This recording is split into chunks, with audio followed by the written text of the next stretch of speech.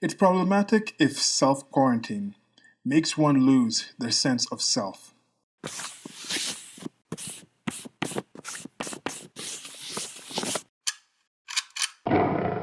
One thing I did notice from this pandemic and the different shutdowns and limitations in movement and just the perceptions that people have of who they are, what they can do at this current time, what they can do in the future and current year and things like this. One of the upsetting things, which isn't necessarily surprising, is how many people seem to not be able to be comfortable by themselves in it's not isolation. I mean, we see there is a reason this is actually used in jails and in other situations in torture where like okay, we're gonna put this person in the isolation chamber and then that's gonna happen. But then you have on the other side where there's isolation chambers where people spend those thousands of dollars for those isolation chambers that have like the no sound, you suspend it in water and things like this, and you get into that point where you're just thinking and you're meditating. But just this whole idea of self, so many people define themselves based on what other people do. Then you have I think I don't even want to say the flip side. This might just be related. It's just part of the same thing. It's not even different sides of a coin. This is just that ball where some people are saying the way I define myself is the most important. I can define myself as anything. But if you're defining yourself as anything, then are you really a thing? Like, do you actually identify who you are? You're like, oh, I can be this, and I can transition away from that, then I can be this tomorrow, and then now I'm not this anymore, and how dare you say I'm that, even though I look like this, I'm not this other thing. And it's a certain situation where how comfortable are people with who they are? And this could be due to a mix of things. I think there is a lot more choice than we've had. I think you go back 100 years ago, you go to certain places in the world today, you live in a limited area, you have a limited set of jobs, a limited language, limited culture, limited exposure to things, and then you're deciding out of maybe 4 or 5 things that you can realistically do. You grow up in the West, if you're listening to this, the chances are you probably had a good chance to be at least 20 different things as you were growing up. If you just had a regular education in a place where you're listening to this.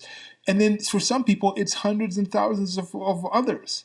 How many other people do you actually meet? Your average person, I think 100 years ago, 200 years ago, met how many people in their entire lifetime? How many people have you met by the time you were 10 years old? By the time you were 20 years old? How many people are you going to meet by the time that you're 80? And not even just meet, how many ideas and cultures and things are you going to be exposed to? So I am very for individualism, and I hope at least one thing that has come out of this for you, if you did have this before, was to have some time to think more of how do you yourself identify yourself? Are you happy with how you are by yourself? If you were by yourself, the good thing is you aren't. I don't want to say the good thing you aren't. I mean, I'm still thinking this out. It's part of the shorty series, but sometimes I'm still thinking the thought out as I try to expand on it. But for many of you, you could have other people around you, but those people around you don't necessarily define you. You could be useful to people without being useless without the people, if that makes any sense. And I hope people have gotten to the point where a lot of people who haven't really thought of this before have stopped taking certain things for granted and have challenged themselves and possibly found certain ways, or at least ways to get to certain places where if they were found to be in a situation where they were by themselves and they didn't have certain things they counted on that they thought defined them, that they thought were central to who they were, that those things are important to them, are useful to them because of who they are, not those things themselves make the person useful, if that makes any sense.